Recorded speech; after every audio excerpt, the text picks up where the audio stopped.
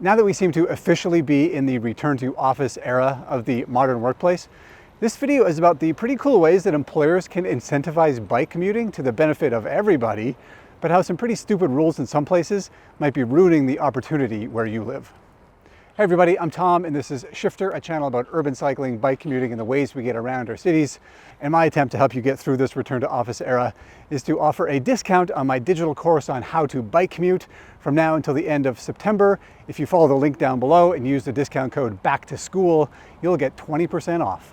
So I'm sure most of you have spent some time in your life looking for one of these, a parking stall. Here in Calgary, Canada, where I live, a survey back in 2023 found that the cost to consumers of one parking stall was something like $275 US per month. Go to San Francisco, the cost was over $300, and in New York, something like $570 US per month to a consumer for one parking stall. And that's just to you as an individual consumer. And if an employer is building a new building and wants to provide parking for employees, the cost can get crazily high. Something like, on average, $20,000 to $30,000 for the construction of a new parking stall. So whether you think about it or not, this little piece of asphalt has a lot of value. So why am I going on about parking?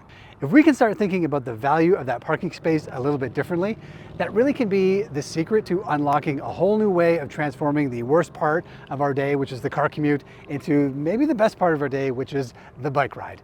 It all has to do with the value of that parking space.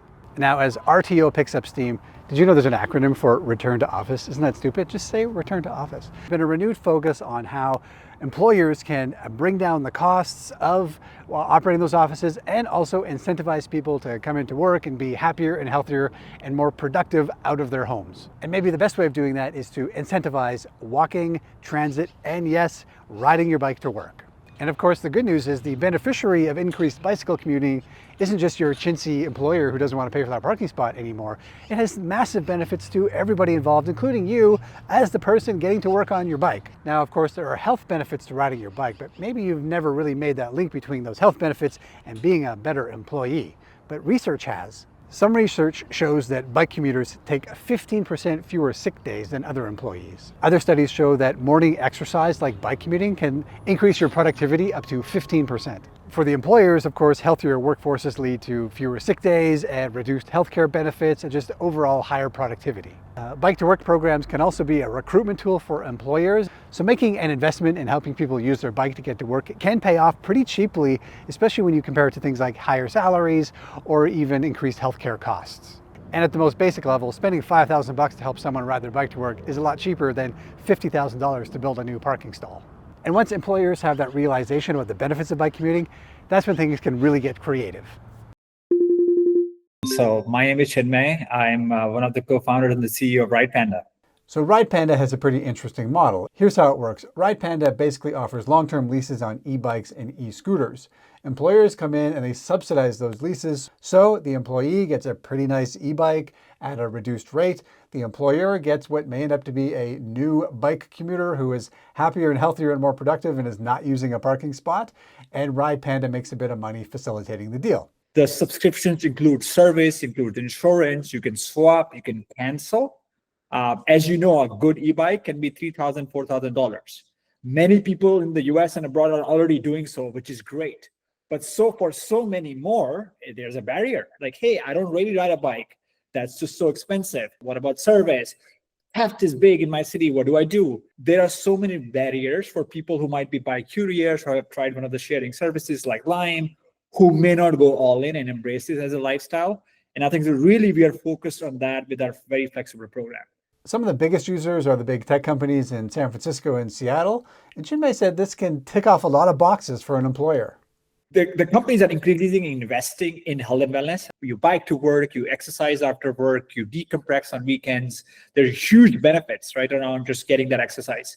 Then also sustainability, right? There are different companies have different mandates around it, right? Different commitments around it. Governments are asking them to reduce single occupancy car trips. So there is that ROI that the companies are also seeing, right? That is also very much tangible and real, and being just a great talent retention piece for their employees. Ride Panda is one of the more, tech-forward examples of how employers can creatively incentivize bike commuting. But there are lots of other examples as well. Some companies have just gone for it and invested in fleets of bicycles for staff to use. Other places allow staff to use their health spending account that sometimes goes to like supplemental health benefits. They can use that to buy a bike. Other companies have made an even more direct approach, just paying cash to people who ride their bikes. Usually this is like $2 or $5 per day up to a maximum yearly limit. When the big outdoor brand Patagonia offered this to its employees a few years ago, they said in the first year, something like 900 employees took them up on the offer, and it ended up eliminating something like 690,000 vehicle miles from the roads. There are also monthly allowances and e-bike subsidies that other employees can offer. Some companies are also linking their carbon offset programs to employees riding their bikes to work, which is a pretty creative way of doing it as well.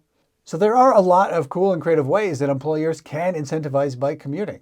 But in researching the story, whenever I'd ask somebody what encourages them to ride their bike to work, most of the people I asked gave me something that is much more practical and much more tangible.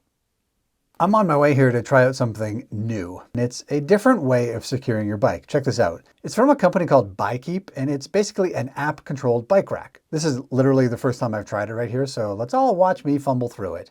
But it's pretty simple. Basically, you scan the QR code on the rack and the rack opens up. You put your bike in, close it up, and you're on your way. The company says that the racks have proven much more secure and have reduced bike theft compared to regular racks, and I think I believe it. This rack felt very secure. This particular rack is open to the public and it's set up here in a municipally owned parking garage. But these are more commonly set up in places like university campuses or on big workplace campuses where there is a lot of people and a lot of demand for safe, secure bike parking.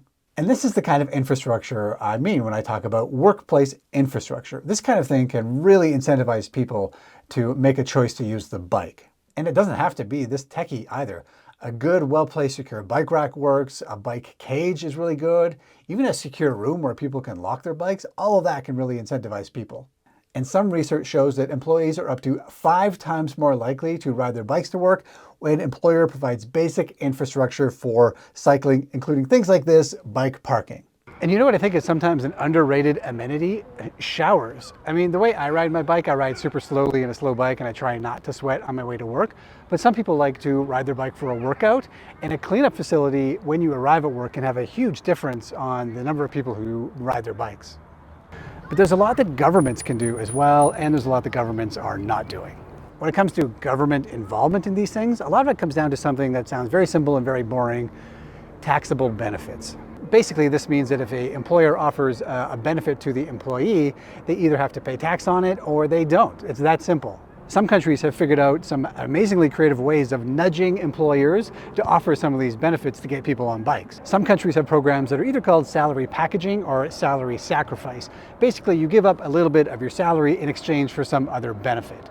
Usually this applies to things like health benefits or pensions, but it's also possible to put bike incentives into these programs as well. For example, in Germany, a salary sacrifice can sometimes be put towards the purchase of a new bike, which can bring down the cost of a new bike by sometimes 40 or 50%. This is still considered a benefit to employees, so it's considered part of compensation, but the government has recognized a benefit to society to this program, and so it doesn't charge tax on it. It's an incentive to use it. According to one stat I found, 75,000 companies and something like 3.7 million Germans are taking advantage of programs like this.